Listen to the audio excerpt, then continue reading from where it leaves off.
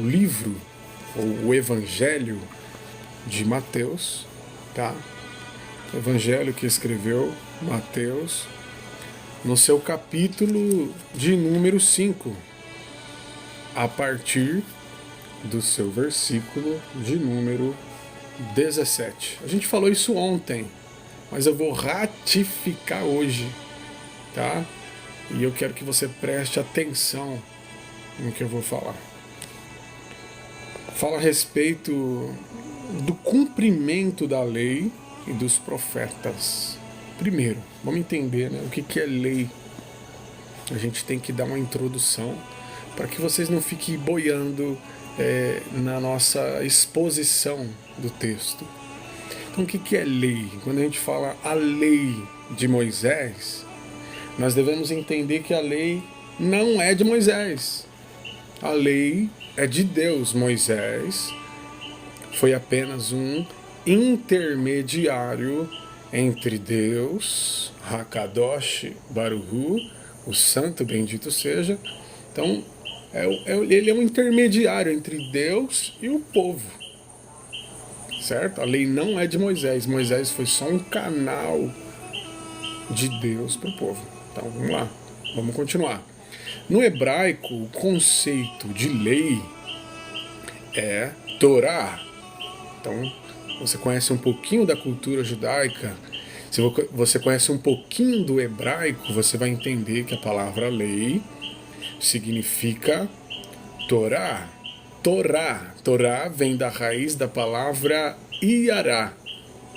Iará significa instrução, ensinamento e doutrina. Quando a gente ouve a palavra lei aqui no Brasil, na nossa Bíblia aportuguesada e abrasileirada, a gente já pensa que é um dogma. A lei é um fardo, a lei é um jugo pesado. Mas eu vou provar para vocês que a lei é boa. Imagina se não houvesse as leis de trânsito. Que bagunça não seria nas rodovias, nas grandes metrópoles. Imagina se não houvesse a Constituição Federal do nosso país. Que bagunça não seria. Então a lei, primariamente aqui, falando para vocês, ela estabelece a ordem. A lei, ela estabelece limites. Então a lei é boa. Eu vou provar para você que é boa. Na sua casa tem um regimento interno. Ou na sua casa é uma anarquia, uma bagunça. Ou a sua casa é desgovernada. Não, existe um RI, um regimento interno, uma regra na sua casa. O que pode e o que não pode. Dentro do seu ambiente familiar. Então a lei é boa. A lei estabelece regra, estabelece limites e a lei estabelece ordem. Por esse motivo, já vale a lei, sim ou não?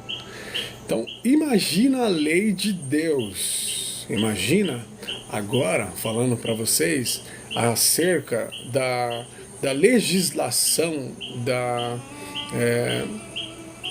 da constituição do reino de Deus. Não faz sentido o reino de Deus não ter uma constituição.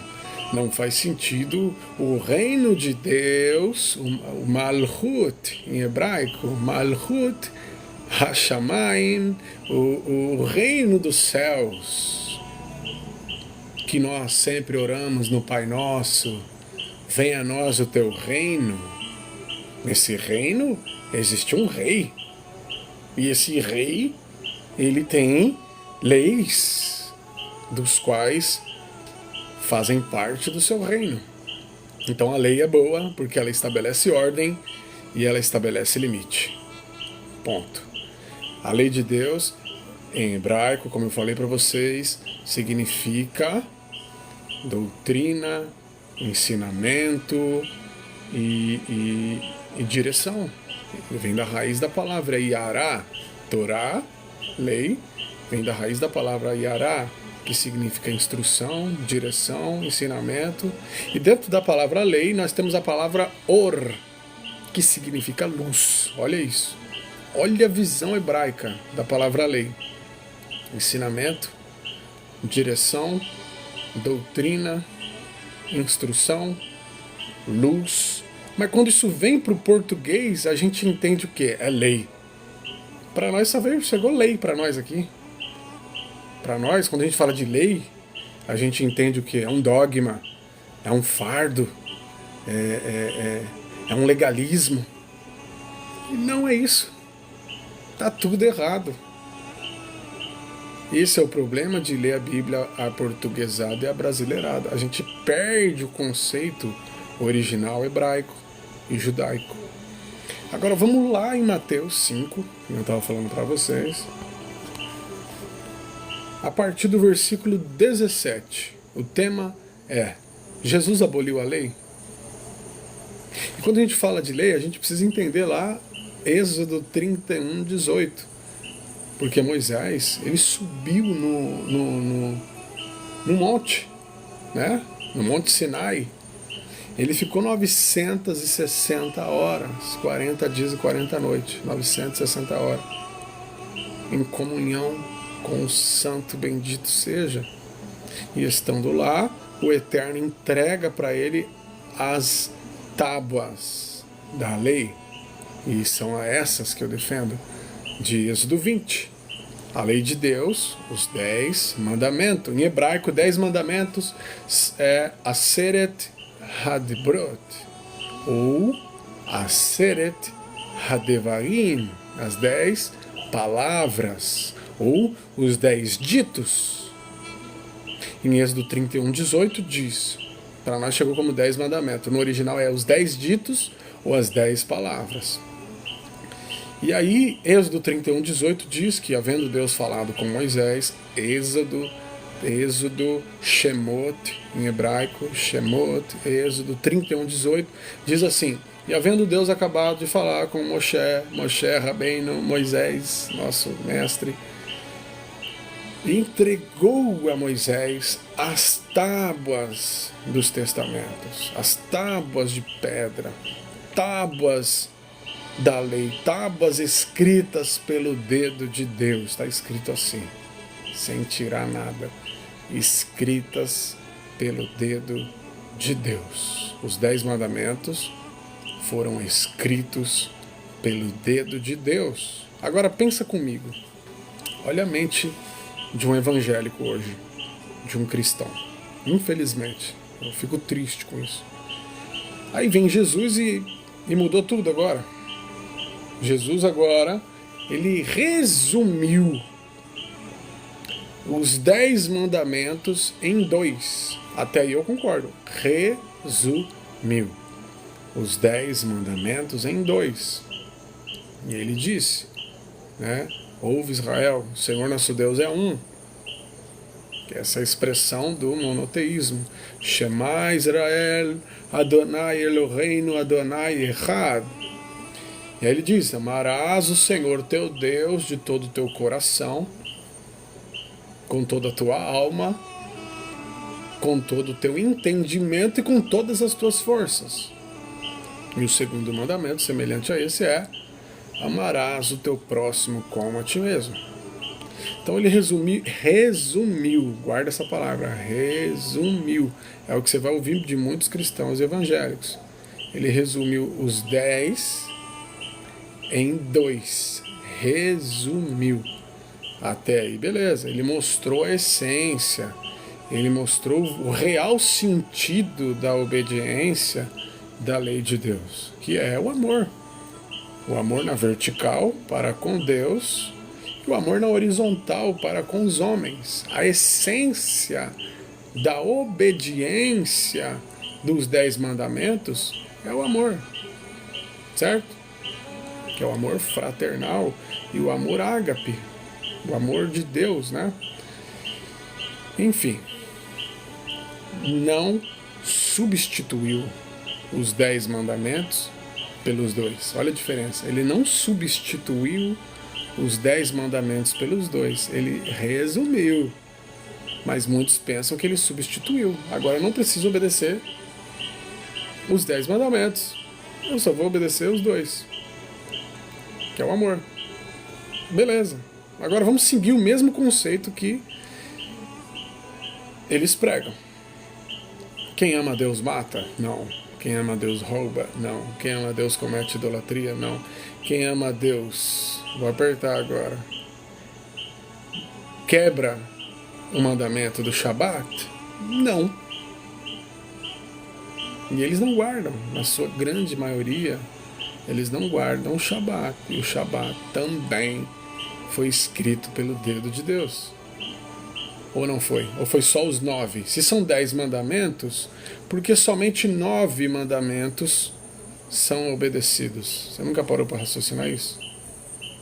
Ou o quarto mandamento não foi escrito pelo dedo de Deus? O mesmo Deus que escreveu não matarás, ele também escreveu não adulterarás. Lembra-te do Shabat? Não, mas Jesus aboliu o sábado e tal. Foi escrito pelo dedo de Deus. E Deus escreveu lá no quarto mandamento: Zachor et Yom HaShabbat lekadesho. Lembra-te do sábado para o santificá-lo. Foi Deus que escreveu com o seu próprio dedo. Então vamos raciocinar aqui comigo. Se Deus escreveu, Jesus jamais ia abolir. Certo? Eu estou falando do sábado. Eu não sou adventista, eu não sou judeu, mas os 10 mandamentos devem ser obedecidos. Tanto que Tiago 2,10, ou é Tiago 1,10, carta de Tiago fala, né? Aquele que obedece à lei, aquele que guarda a lei e tropeça em um só mandamento, é culpado de todos. Ou seja, ou você guarda os 10, ou você quebra tudo. Tiago, capítulo de número 1, versículo é 2,10, deixa eu ver. Carta de Tiago, tem Pedro, Tiago 2,10, aqui ó, porque qualquer que guardar toda a lei e tropeçar em um só ponto, tornou-se culpado de todos. Ou seja, ou você guarda os 10 mandamentos, ou você não guarda nada. Não tem essa de querer guardar só 9. Você nunca parou para raciocinar isso? Porque a maioria das igrejas não pregam a guarda dos 10 mandamentos. Nunca parou para pensar nisso?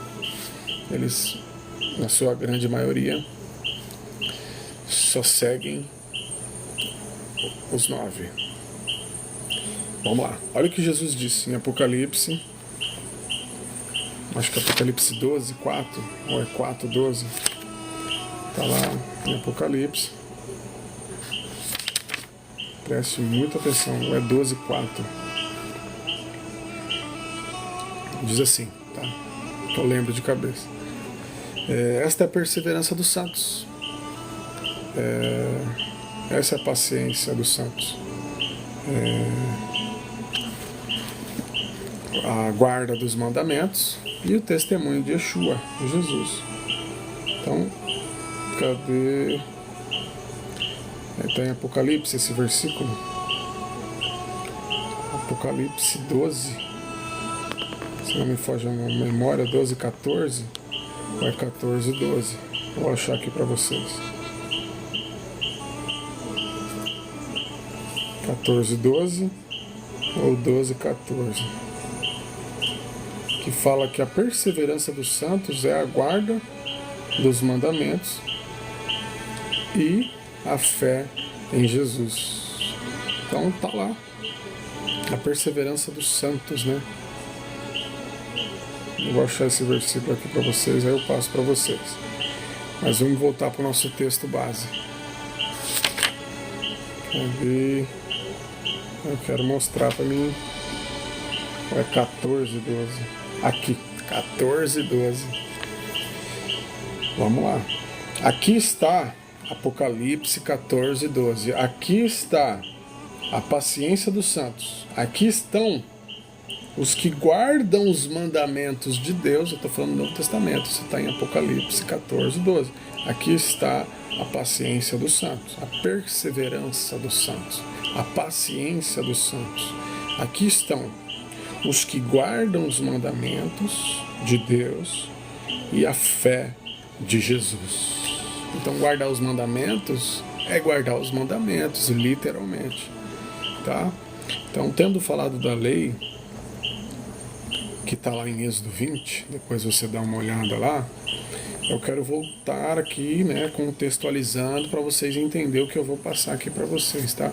Então, estou falando da importância da lei de Deus, tá? Você pode ler todo o Salmo de 119, você vai ver que Davi, o salmista, ele exalta a lei de Deus, ele chega a exclamar: ó, quanto amo a tua lei, é a minha meditação todo dia.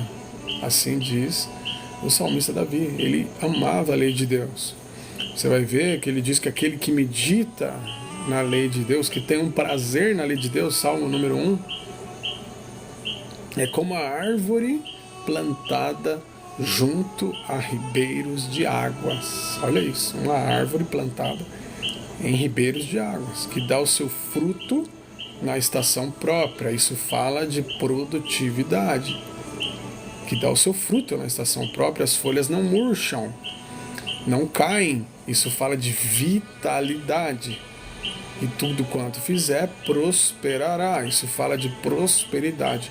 Então vamos recapitular. Quem tem prazer na lei do Senhor tem produtividade. Quem tem prazer na lei do Senhor tem produtividade, tem vitalidade, tem prosperidade.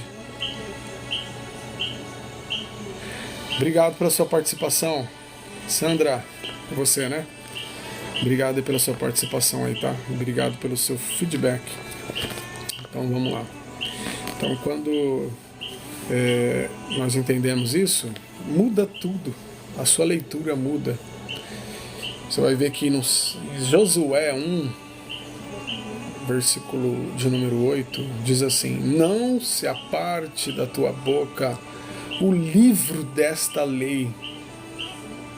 Moisés tinha morrido e Deus fala com Josué, Yehoshua, o nome dele em hebraico, Yehoshua, Josué, e aí ele diz assim: não se aparte da tua boca o livro desta lei, antes medite nele de dia e de noite, não cesses de falar desse livro, de dia e de noite, de meditar nesse livro, pois farás prosperar o teu caminho e prudentemente te conduzirás. Olha isso.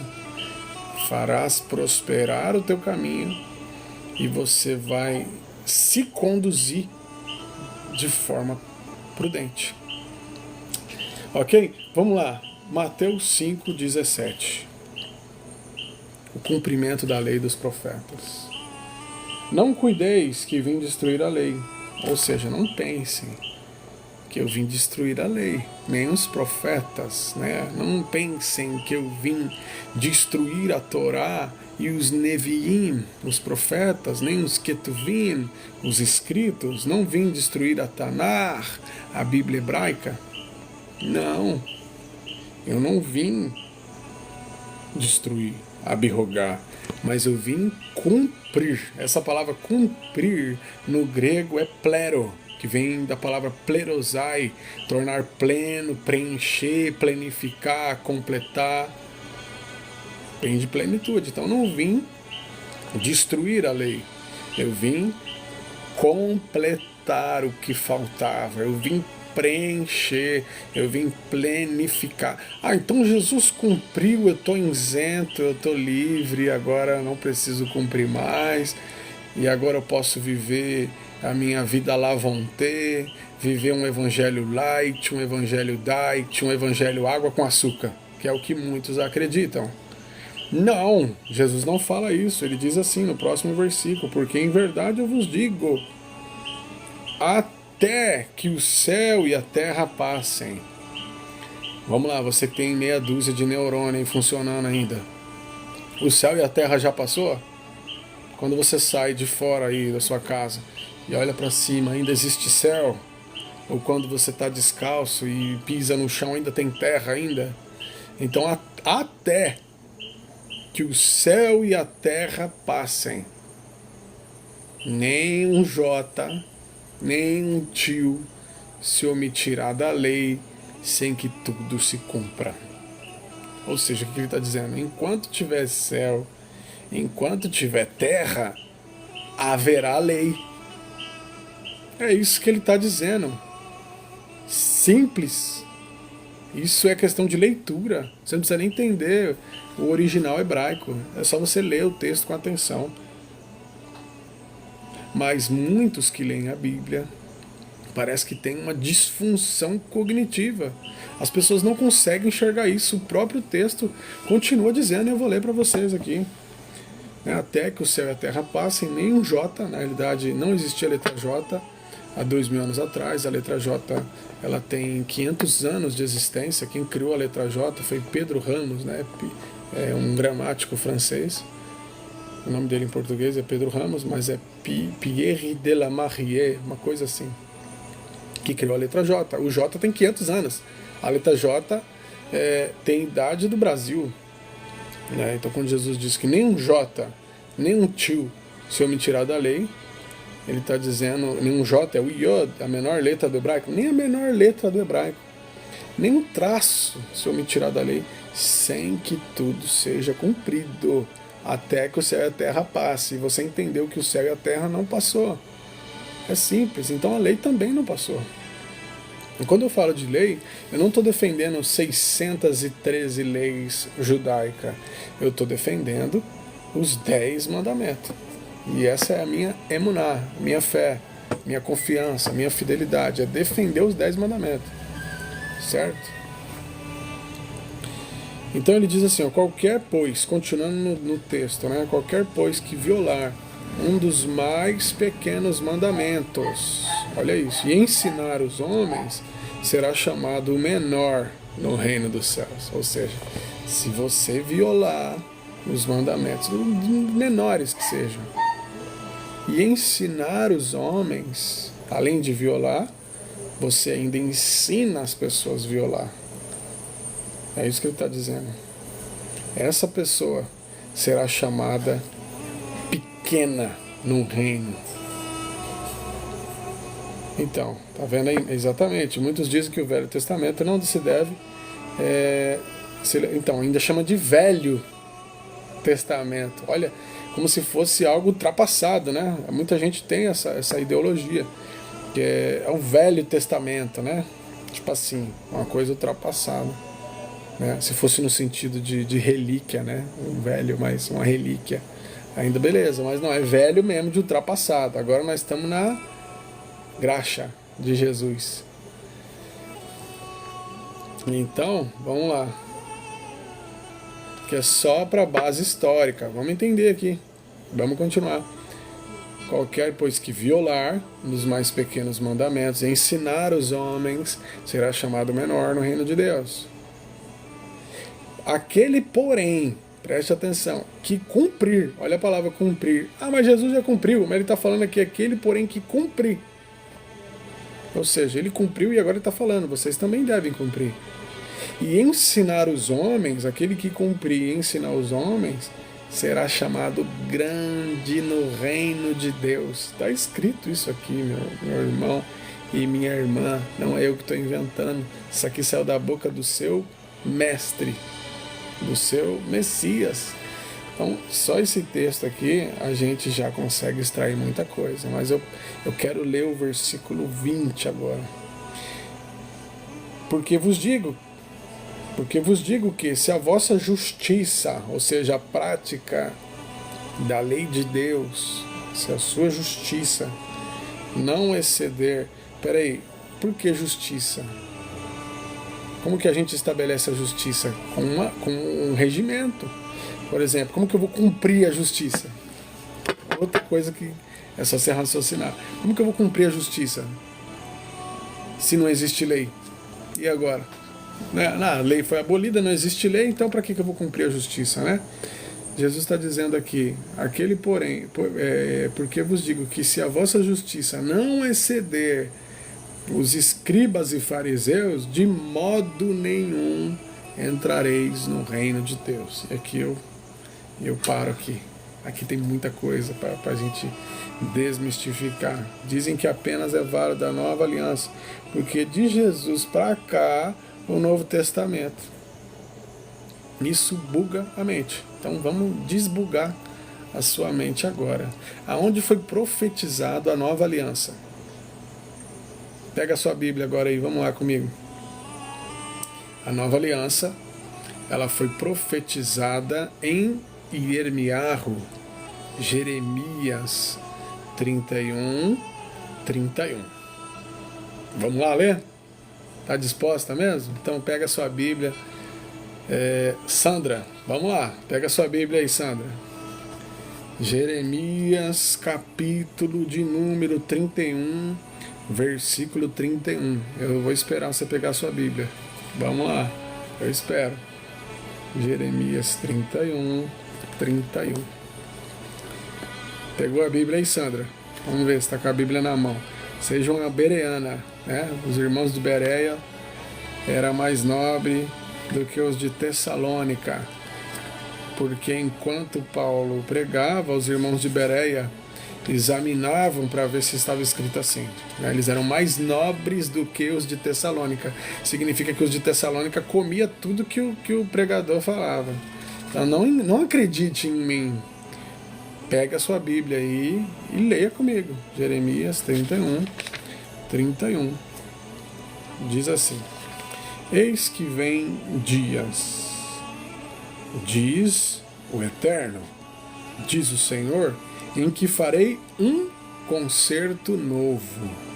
Em hebraico, isso aqui é Brit Hadashah, ou seja, renovarei a minha aliança. Então, o que nós chamamos de Novo Testamento era para ser traduzido como renovação da aliança ou aliança renovada. Certo? Renovação da aliança ou aliança renovada. Não tem nada de Novo Testamento. Já vamos lá. Vamos continuar lendo. Eis que vem dias em que farei um concerto novo, mas no original diz em que renovarei a minha aliança com a Igreja Assembleia de Deus. É isso que está escrito aí, Sandra?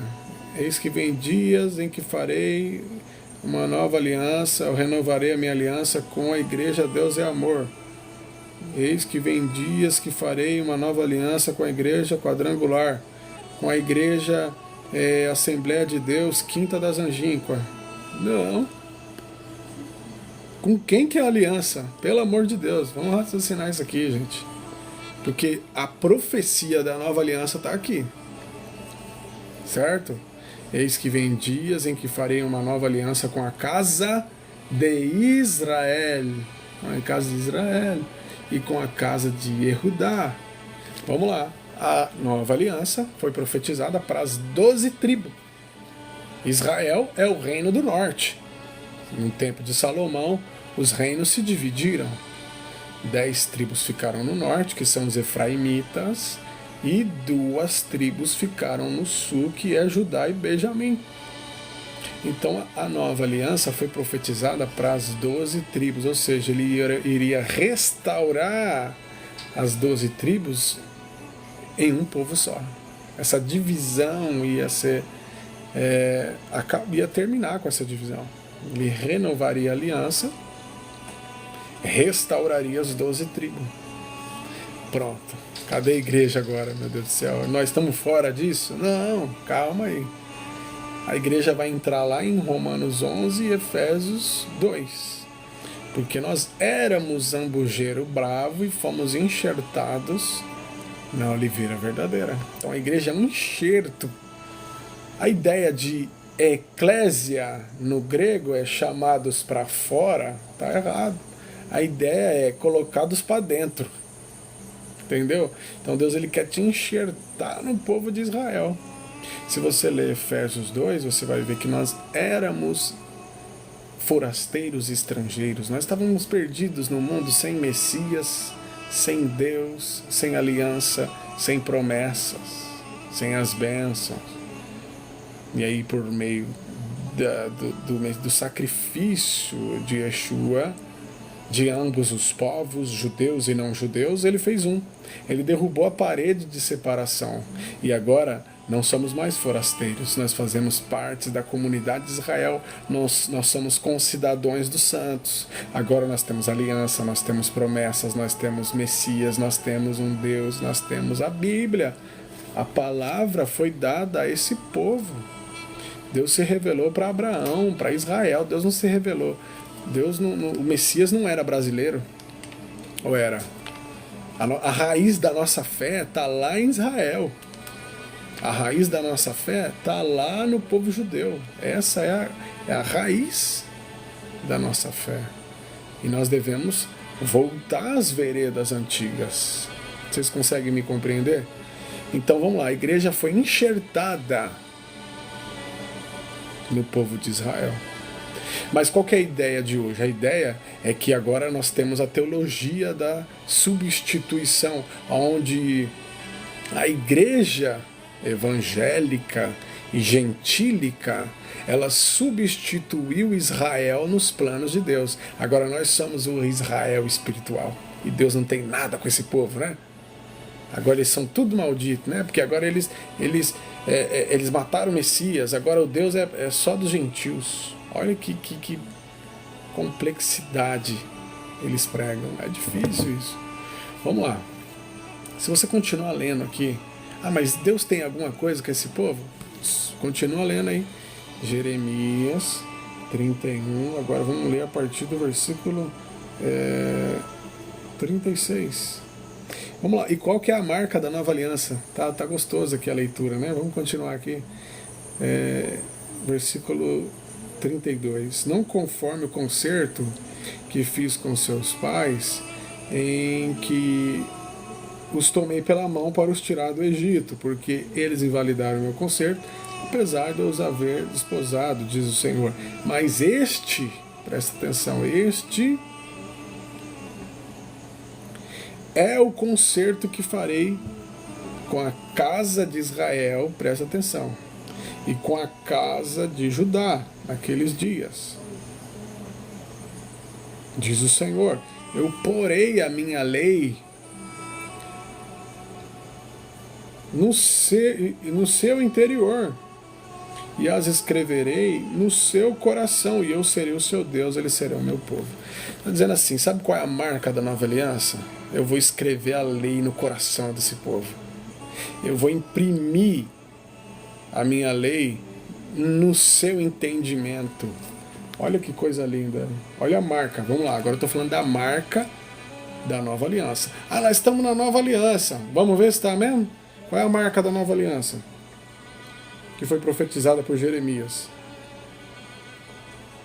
Porei a minha lei no seu interior. Espera aí, está na nova aliança?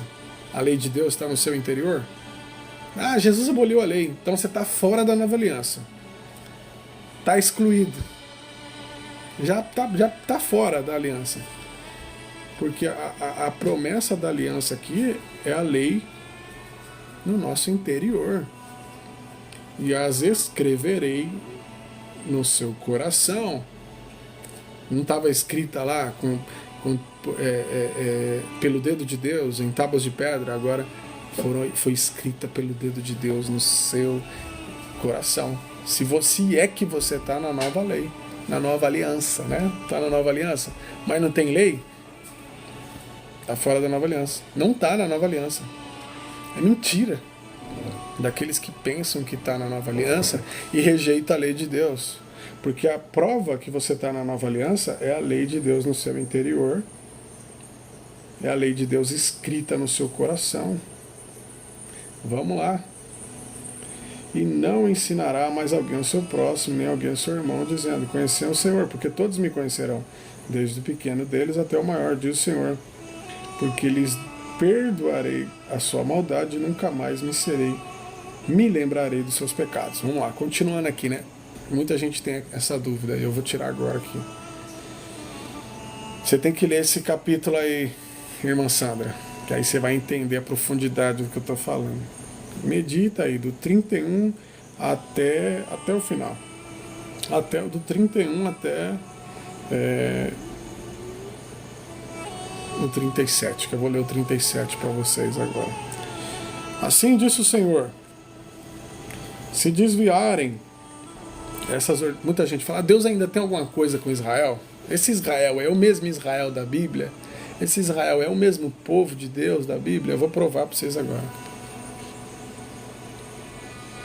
Jeremias 31, a partir do versículo de número 35. Assim diz o Senhor que dá o sol para a luz do dia. Ele dá o sol para a luz do dia. E ordenanças da lua e das estrelas para a luz da noite. Ele dá ordenanças para as estrelas e para a lua para iluminar a noite. Presta atenção. Que fende o mar e faz bramir as ondas. O Senhor dos Exércitos é o seu nome. Ele está dizendo assim, eu sou aquele que faço o sol iluminar a terra, que faço a lua e as estrelas iluminar a noite. Eu faço as ondas do mar bramir.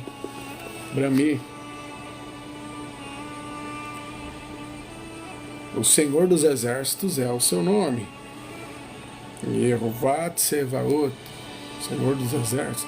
Se desviarem, olha isso, se desviarem essas ordenanças de diante de mim, diz o Senhor, se essas coisas deixarem de obedecerem a Deus, se essas coisas deixarem de seguir as ordenanças de Deus, deixará também a descendência de Israel de ser uma nação diante de mim para sempre. Nossa, isso aqui para mim é a resposta para a maioria das pessoas que acredita que Deus não tem mais nada com Israel. Se o sol parar de iluminar o dia, a lua parar de iluminar a noite e o mar parar de obedecer às ordenanças de Deus, Israel também, a descendência de Israel deixará de ser uma nação diante de mim. Vamos lá, vamos raciocinar. Vamos usar, eu vou falar que nem o Rabino Moshe Keller, tem uma mente pensante. O sol ainda ilumina a terra, a lua ilumina de noite, o mar ainda obedece às ordenanças de Deus. Se essas coisas deixarem de obedecer às ordenanças de Deus, Israel também, a descendência, cadê como fala aqui? Também rejeitarei toda a semente de Israel. Aí Israel também vai ser rejeitado. Se essas coisas acontecerem. Se o mar parar de obedecer a Deus, o sol e a lua, as estrelas deixarem de obedecer às ordenanças de Deus. Se acontecer isso, Israel deixará de ser uma nação diante de Deus. Aí eu te pergunto, o sol, a lua e o mar parou de obedecer às ordenanças de Deus? Então Israel nunca deixará de ser uma nação diante de Deus. Nunca será rejeitado. Ou, em outras palavras, Israel nunca deixará de existir. Porque o sol, o mar e a lua e as estrelas dão testemunho que esse povo é o povo de Deus. Só você ler. Se essas coisas... Olha como ele fala, né? Cadê? Se desviarem essas ordenanças diante de mim, diz o Senhor, deixará também a semente de Israel de ser uma nação diante de mim para sempre. Então quer dizer, Israel nunca deixará de existir. Israel sempre existirá. É simples de entender isso. Ok? Então Israel é o povo de Deus, tem que respeitar. Certo? Tem que respeitar. Vamos voltar lá, para que a gente estava falando, né? Jesus aboliu a lei. Vamos voltar lá para Mateus, capítulo de número 5 do 17 ao 20, né? 17 ao 20. Mateus 5 do 17 ao 20. Então, está dizendo assim: não pensem que eu vim destruir a lei. Eu não vim destruir a lei. Eu vim cumprir. Plerosai, tornar pleno. Eu vim cumprir. E qualquer um de vós que violar um dos mais pequenos mandamentos e ensinar os homens, essa é a problemática, além de violar, ensina os outros ainda, né? É um cego guiando outro cego, ambos cairão no abismo. Se violar e ensinar os homens, será chamado menor no reino de Deus. Agora, aquele que cumprir e ensinar os homens, será chamado grande. Ele está falando: eu cumpri, você tem que cumprir, você tem que ensinar para você ser chamado grande. E se a vossa justiça não exceder os escribas, os fariseus, os religiosos, se a sua justiça, se a prática da lei, ou seja, você está falando que se a sua justiça não exceder os escribas e fariseus, isso significa que eles entendiam, os religiosos, eles dominavam. Os escribas, os fariseus, eles dominavam as escrituras, mas não praticavam. Então é a prática da justiça. Agora, como que eu vou praticar justiça se não existe uma lei? Se a lei foi abolida, né? Como muitos dizem, né? Como que eu vou praticar justiça se não tem lei?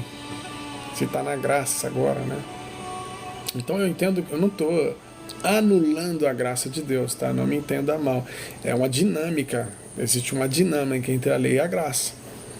É que nem a fé e as obras. Por exemplo, agora a salvação é pela fé. Beleza. Só que Tiago, ele diz que a fé sem as obras é morta, assim como o corpo sem o espírito é morto.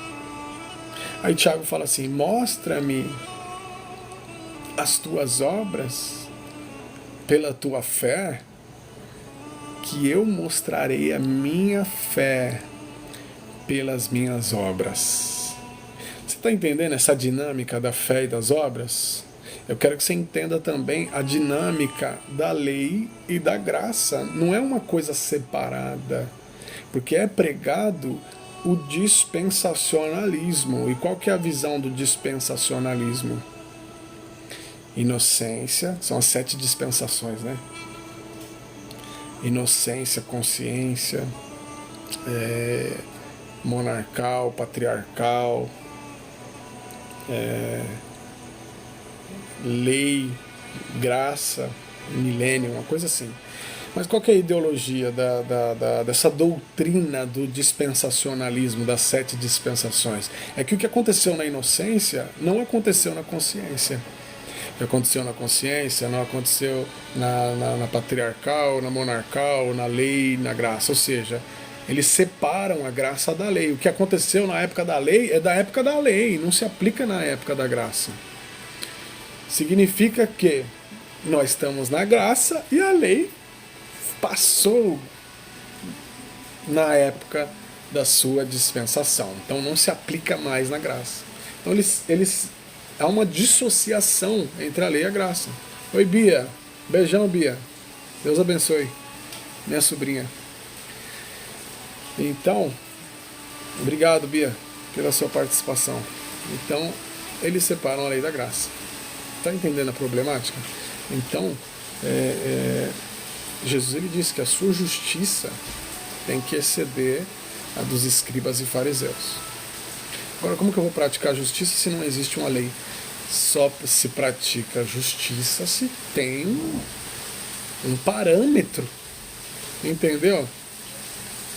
E quando a Bíblia fala que o fim da lei é Cristo, se puder me explicar, agradeço. Eu te explico com todo prazer.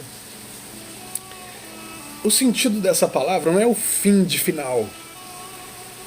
É fim de finalidade, objetivo e propósito. Vamos reler agora. Vamos reler o mesmo versículo.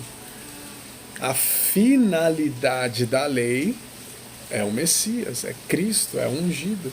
O propósito da lei é o Messias, é o Cristo. O objetivo da lei é o Messias, é o Cristo. Não é o fim de final, é fim de finalidade. Respondi você? Só que quem lê com a mentalidade ocidental, aqui da América do Sul, vai entender que é fim de final. Quem lê com a mentalidade abrasileirada e aportuguesada vai entender que é fim de final, e não é. E às vezes essas pessoas, elas não têm culpa de entender assim, né? É de grande responsabilidade dos seus líderes ensinarem, no contexto original, palavras que são de grande importância. Respondi sua pergunta? Rápido, né? Você precisa ficar 1 hora falando aqui, né, sobre isso, né? Mas não, é simples assim, finalidade. Ou seja, o objetivo da lei, a finalidade, o propósito é nos conduzir a Cristo. A lei aponta para Cristo. A lei é uma pedagogia. É um tutor. Nós temos que ter essa direção. Te dá uma diretriz. Entendeu? Então, uma vez, eu concluindo a minha fala, uma vez, que já vai dar 1 hora que eu estou aqui, uma vez salvos pela graça, que não foi de graça, mas uma vez salvos pela graça, devemos andar em obediência. Porque para que nós recebemos o Espírito de Deus? Para que nós recebemos? Para ficar rodopiando? Que nem um peão? Não. Nós recebemos o Espírito para obedecer às leis de Deus, que outrora nós não conseguíamos por causa da nossa carne. Mas agora nós temos o Ruach HaKodesh, o Espírito de Santidade. Vamos ler para vocês aqui Ezequiel. Vamos ver o que é Ezequiel. Não lembro se é 24, é 34 ou é 36. Eu vou achar aqui para vocês. Olha o que diz Ezequiel. E o objetivo de nós termos o Espírito. Achei. Ezequiel 36.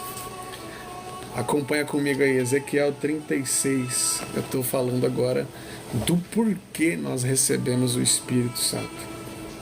E vos tomarei, Ezequiel 36, do 24 ao 28. Tá bom? De nada. Tamo junto. Ó, e vos tomarei dentre as nações, e vos congregarei de todos os povos, e vos trarei para a vossa terra.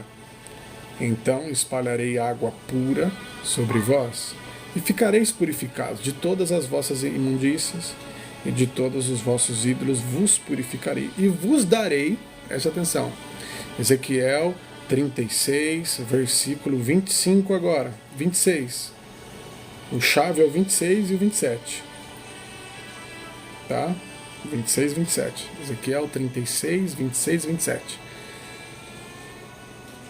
E vos darei um coração novo, e porei dentro de vós um espírito novo. Vou dar um coração novo para vocês. Vou dar um espírito novo para vocês. E tirarei o coração de pedra da vossa carne e vos darei um coração de carne. E porei, olha, isso aqui é muito forte. E porei dentro de vós o meu espírito. Eu vou colocar o meu espírito dentro de vocês. Eu vou tirar esse coração de carne, de pedra, e vou dar um coração de carne, um coração novo, um espírito novo. Vou colocar o meu espírito dentro de vocês. E farei, aqui é a chave, e farei que andeis nos meus estatutos. Eu vou fazer vocês andar nos meus estatutos. Eu vou dar o meu espírito para vocês e vou fazer vocês andar nos meus estatutos e vou fazer vocês guardar os meus juízos e observar. Vocês vão observar, vocês vão guardar, vocês vão andar nos meus juízos, nos meus estatutos. É para isso que eu vou colocar meu espírito dentro de vocês. É isso que ele está falando. E porei dentro de vós o meu espírito. Para quê? Para que ele vai colocar o espírito dentro de você? para fazer você andar nos mandamentos, para fazer você andar na obediência. É para isso que nós recebemos o Espírito de Deus.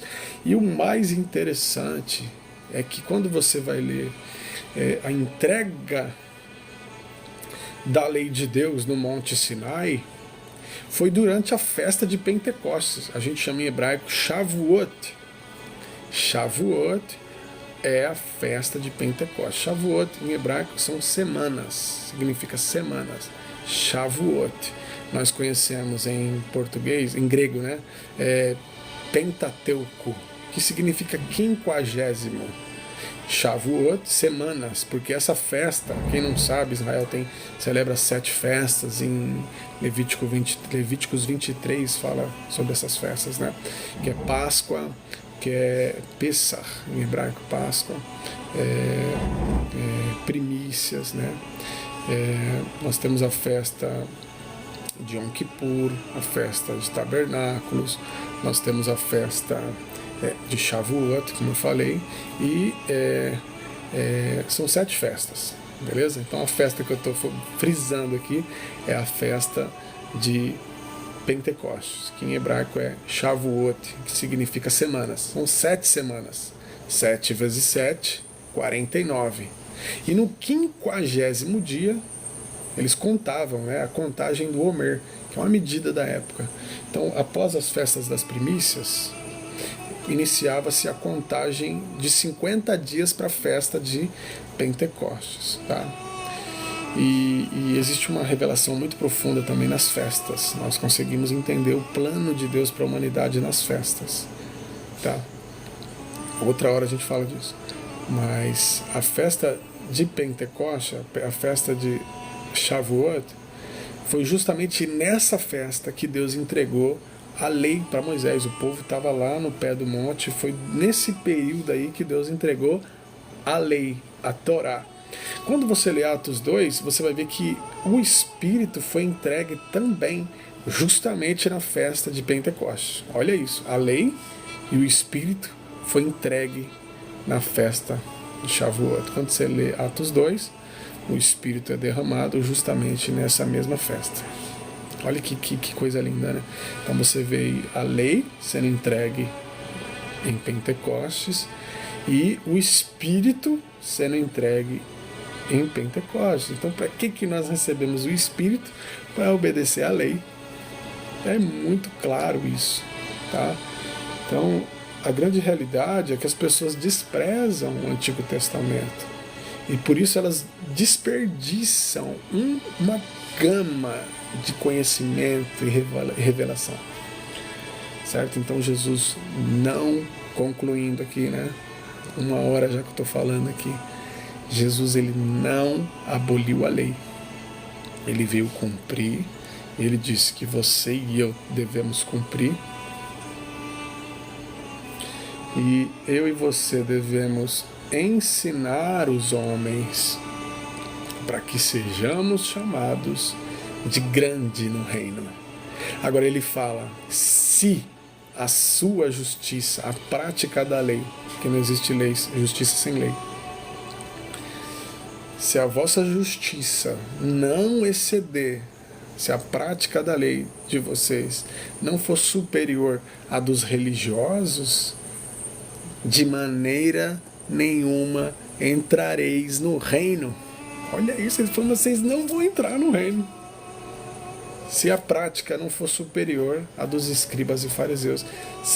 Primeiro ele falou que não ia ser visto, né? Não ia ser visto aquele que viola e ensina. Vai ser chamado pequeno. Pequeno. Imagina. Talvez não vai nem ser visto lá, né? Talvez não vai nem enxergar você lá. Irmão Dal. Paz do Senhor Jesus, irmão Dal. O irmão Dal estava com a gente ali agora na reunião de oração. Um grande abraço, um grande amigo, um grande irmão.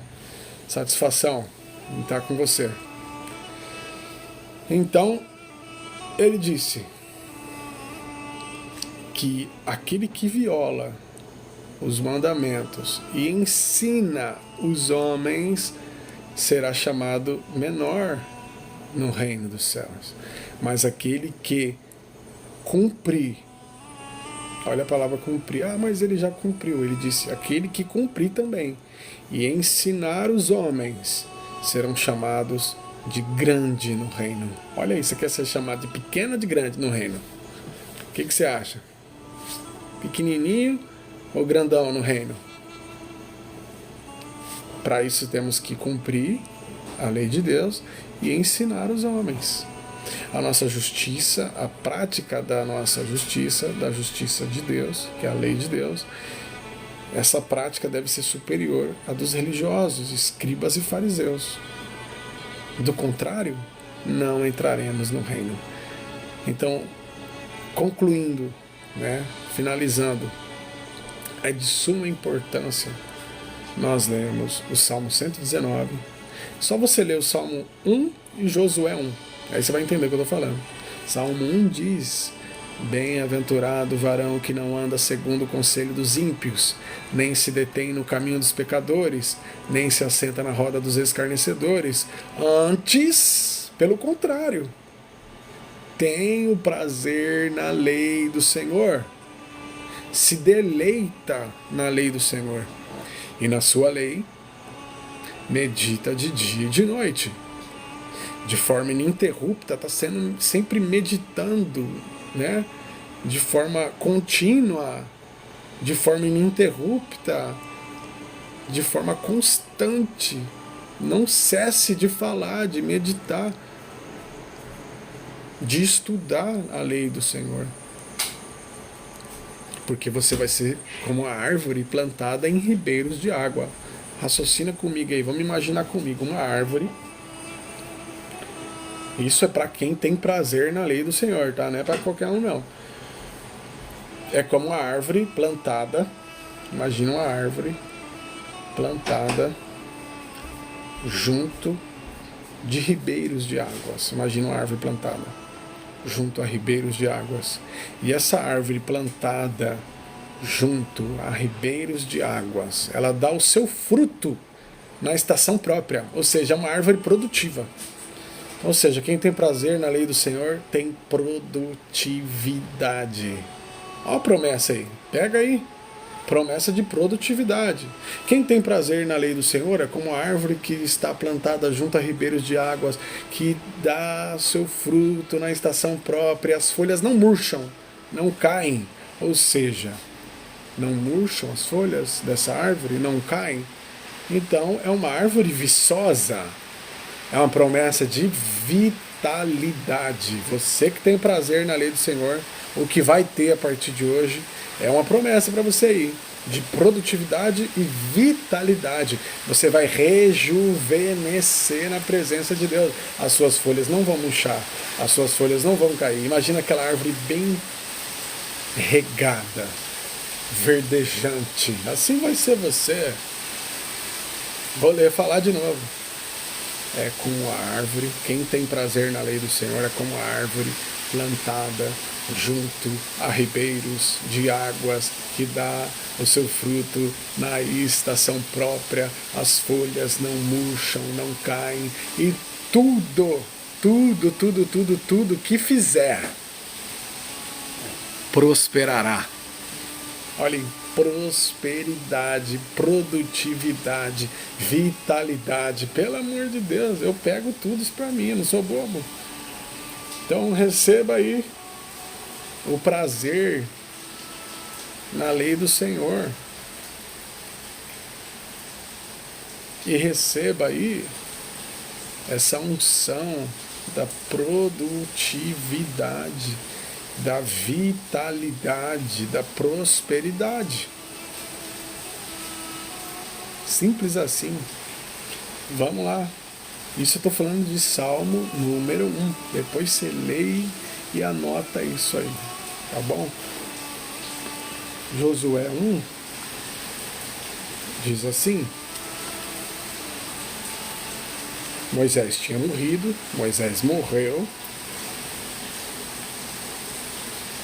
E aí Deus fala com Moisés, com Josué, que foi o sucessor de Moisés, foi Josué. E aí Deus disse para Josué: Não se aparte da tua boca o livro desta lei. Não cesses de falar do livro dessa lei. Antes, medita nele dia e noite. Para quê? Para quê? Para você ter cuidado de fazer conforme a tudo quanto nele está escrito. E então farás prosperar o teu caminho e prudentemente te conduzirás. Então você vai prosperar no seu caminho, você vai se conduzir de forma prudente, se você meditar na lei do Eterno. Tá bom? Um grande abraço para vocês e tchau, tchau.